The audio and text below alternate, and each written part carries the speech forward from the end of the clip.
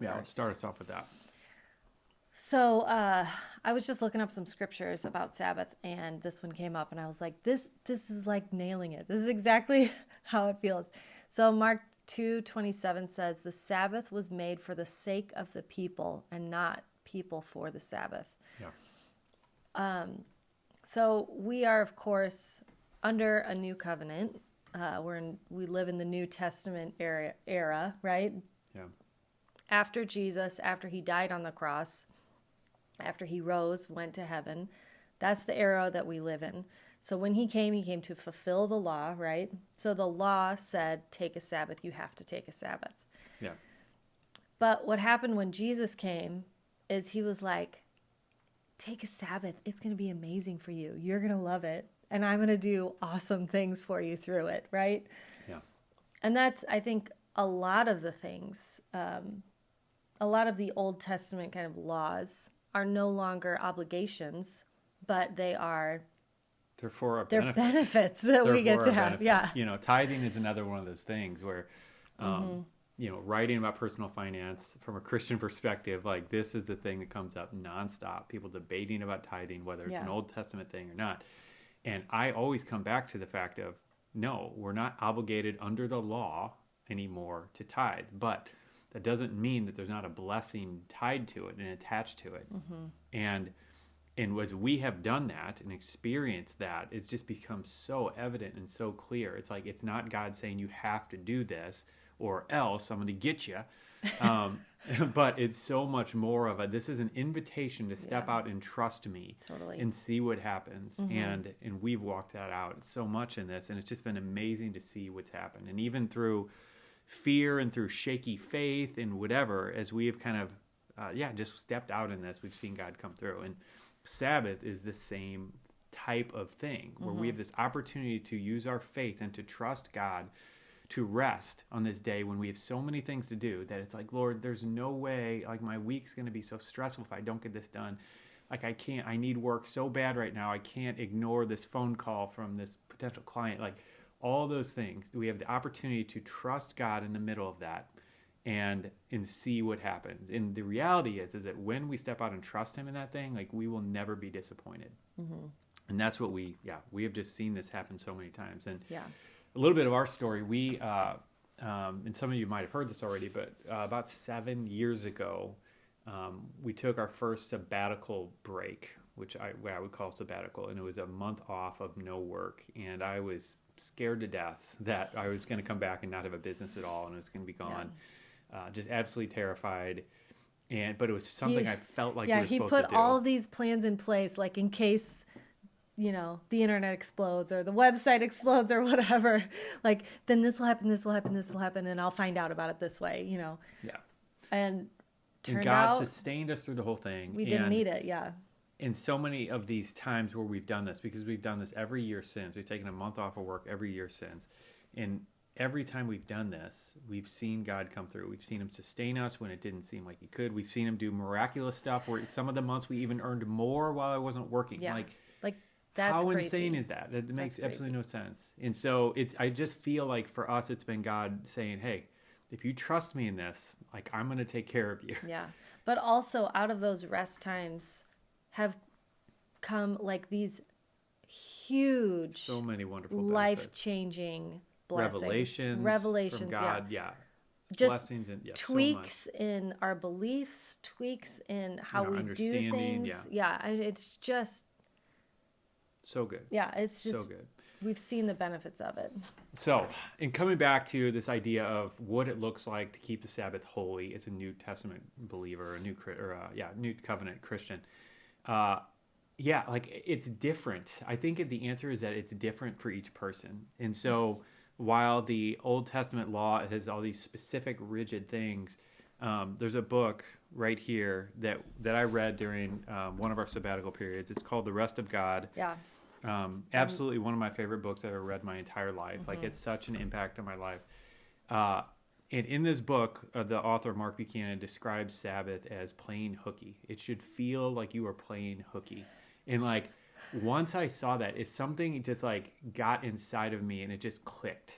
And it's like, and it was tying back to this verse that you're talking about, another verse I read today. What was the verse I read? Was that in Jeremiah? I can't remember. Anyway, I don't recall the verse. I can find it. Where it was another issue, and this is in the Old Testament, where God was saying the Sabbath is for your benefit. It's for your benefit. And when you realize that and see it as that, it just completely reframes it, and it makes it exciting. It makes it fun. It makes it look like that. And so getting really practical and specific, like what the question we are asking each other every Sunday, which is when we do our Sabbath, and I don't want to get in a debate of whether or not it should be Saturday or Sunday. This is just when we choose to do it. Well, for pastors and stuff and church staff, like they can't take Sunday. Like that is a work day for them. So I don't think, So most of them do Monday. It's like, yeah. Okay.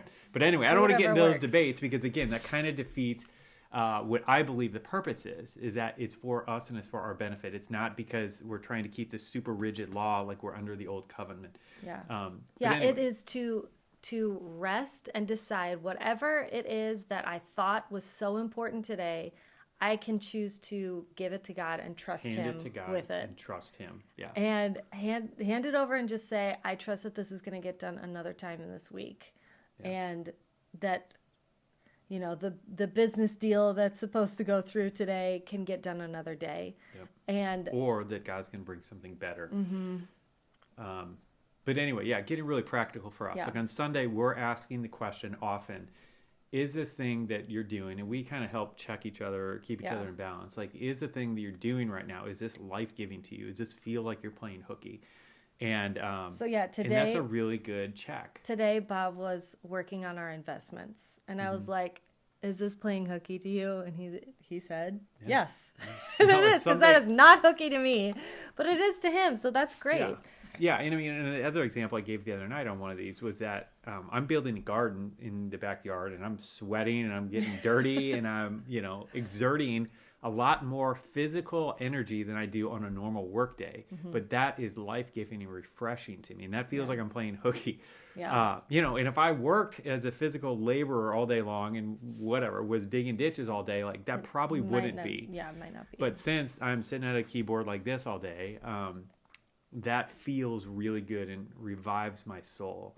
Yeah. And so that's what I force myself to do. And then on the other hand, all the things that have to get done or that I feel like have to get done, I try really hard not to do them on our Sunday, our Sabbath day. Yeah. And we're not always perfect with it. And again, like that's kind of the whole point is like, we aren't created by God to be perfect. Like he created us as imperfect beings needing to depend on him in his grace. And so that's okay. It's okay that we don't get this all right. And I think all of us, if we're honest, we're going to be working at this for the rest of our lives. I mean, our whole Christian walk as a whole, like trying to be more like Jesus, trying to do things more in a way that would please God, but we're never going to get it perfect. And so we might as well just accept that and be okay with it, but continue to still make progress as we're on our journey. Yeah. So another thing that we just started talking about today, because again, we are in progress of getting this right, is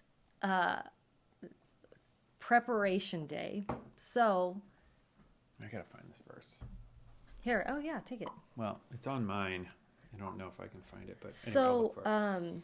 A couple different places in the Bible, it talks about preparation day for Sabbath. And here you're come back into the frame. There you go. So it talks about preparation day for Sabbath, and what that means is like you're spending Saturday getting ready for your rest day. So you're getting the things done that need to get done in order for you to have rest. And I was just thinking about it practically. So for us, like we have 3 kids, so there is just going to be some work involved. Like it just, it has to be there. Like the diapers have to get changed. They have to be fed, stuff like that. But things like meals, like how can we get meals ready? Like we were like, maybe this just is leftovers. Like we just heat up leftovers and that's what we eat. And I was even thinking about, well, we got to still do dishes. And that was something that was on my mind of like, yeah, I still have to do the dishes. But I'm like, what if I don't? what if we use paper plates? I know, really. Like, isn't that so funny? What if we use paper plates and we just don't do the dishes? Yeah, I love it. I mean, it really is kind of blowing my mind because to me, I'm like, I want my kitchen to be clean. Like, it stresses me out when my kitchen is not clean. And so I just always thought, well, I would have to do that. I will still have to pick up food off the floor probably. For a little bit. We're in that phase of life. Like, yeah, that's part of the thing too, is another reason why this isn't a black and white thing, or I don't believe it is as a New Testament believer, because everybody's phase of life is different, you know? And so we're in the phase with 3 little kids, and there's just a lot of obligations and things that honestly feel like work, but that need to get done, you know? And that I think honors God. I think as we are parenting our kids, I think that is honoring the Lord. And if we didn't do that and just left them in their crib all day and never changed their diapers, I think that'd be a bad thing. So there's responsibilities that I feel like we have to stick with that do honestly feel like work. But for what we do have control over, that's what we're working on. Yeah, like you're talking about, just finding ways to make it more feel like we have a day of complete rest. And so anyway, so this is like a big part of kind of reframing the way we think about Sabbath as a whole. But we have found, like we're saying, so much refreshing that comes out of this. Like in terms of running my own business, I have never been able to generate as many good ideas as by taking a regular Sabbath and by taking sabbaticals, annual sabbaticals. And so this is something that, as a business owner, because there's so many business owners that I know that, you know, can't go 4 hours without checking email and stuff like that. And so committing to taking 1 day a week where you draw a line in the sand and say, I'm not doing any work today. It will be absolutely revolutionary for some of you watching this who have never experienced anything like that, because just having that disconnect and allowing your brain to just relax a little bit and to, instead of being down in the weeds with everything, to float up a little bit higher and to see it from a higher level, it's just absolutely going to be amazing. And you're going to love it so much. It's been so good. You know what this feels like? I don't know if you experience this as much as I do. I think this is a more typical thing for a mom. But when I sleep, so I slept last night, not so great. Because we had 3 little kids. I have 3 little kids. I got up 3 times at 1:30, 2:30, and 3:30 for different reasons. Anyway, but when I am, when we have a little getaway and we're spending the night at a hotel or whatever, and I know that the kids are taken care of, I can sleep so much better. I can actually sleep in. I'm not like on the edge of my, I was going to say the edge of my seat, but it's like the edge of my bed, where it's like when I heard my daughter early this morning, I was like, it was like I was already awake. It was like I was not even really sleeping. And it's so weird. And that is different for you, because I didn't hear her. You didn't hear any of them, did you? No, I heard you get up for one of them, but I didn't hear. He only heard one out of the 3. Yeah. Anyway, it's fine. Just so you know, the previous night I got up like 2 or 3 times with him too, so I'm not like, no, she's not awesome, but I do get up sometimes. He does get up. Well, and he would. If I asked him to get up, he would totally get up. So you're wonderful. I'm just waiting for like one of those YouTube commenters. Those nasty people. No, he's terrific. But anyway, so yeah, it's just that thing of like, I don't think that you can shut your brain off if you won't shut your phone off. Yeah. I don't think you can you can just fully like wind down or relax or allow real rest to happen if you are just constantly thinking. I mean, do you even really write down that many notes? What do you mean? On Sundays? Because you are always coming up with ideas and you're like, I got to write it down. I got to write it down. I got to write it down. I'm like, are you even doing that really? I haven't really thought through it. I mean, yeah, I definitely get ideas on Sundays. That happens, but... you drop it pretty fast? I don't know. Instead of thinking it through? I don't know. Yeah, I try not to like sit and, just spend like 3 hours thinking about work on Sunday. I really try to intentionally just rest as much as possible and disconnect from any work-ish thing, because I feel like what that does is after the fact, it allows my brain to be fresh on Monday and to just, operate more clearly, if that makes some kind of sense, just by having that rest, And I think we all understand, like, just in thinking in terms of sleep, something we do all understand because we all do it. We have no choice, but we all actually sleep. We kind of sleep. Well, we sleep I'm some. Just kidding. We sleep some, and we know that, if you go, 2 weeks operating on 2 or 3 hours of sleep, like, you are going to be a zombie, and you are not operating even at a capacity where it's probably safe for you to drive a car. And I think we all kind of intuitively know that. But for some reason, when we think in terms of this and resting, like, our minds and really doing this thing that God prescribed to us for our benefit, somehow, like, there's a disconnect there. Yeah. So. All right. Anyways. What else do you want to say here? I mean, I think, we've kind of talked about this a little bit, but I think this quarantine time actually is God's gift to us of rest. And it is a huge opportunity for so many people who have never done anything like this to embrace it, and it as looks, a period of rest. It looks like the worst thing that has ever happened to you. Like, it could possibly look like that. Yeah, and for some people, their circumstances, it might be that. But even still, there's still an opportunity amidst the worst possible thing. And I won't say that this is the worst possible thing by any means, but my first sabbatical period that I took, I was 20 years old. I didn't even know it was a sabbatical. I didn't call it a sabbatical, but I just felt like I was supposed to leave my hometown and get away for 6 months, go to another town where I didn't know anybody and spend that time just alone with God. So I did this, and I prayed going down there. Went down to a small town in Florida, this beach town. And I prayed when I was going down there, God, I would love to be able to go down here for 6 months and just not have to work. And then as soon as I get down there, what do? I start looking for a job, because I just feel like what else I just need to do. I need a job. Like, I couldn't wrap my brain around the idea of the prayer that I prayed actually being answered. So I began looking for a job, and I had...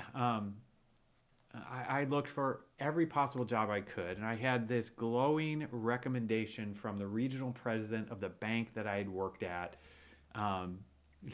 basically saying, hire this kid at all costs at any position in your bank, because he's worth it. And here, I'm the regional president, and I'm signing off on this. And it was like this glowing recommendation. I took this into the bank, applied for a position that I was like a level or two beyond that I had already done, and didn't get the job.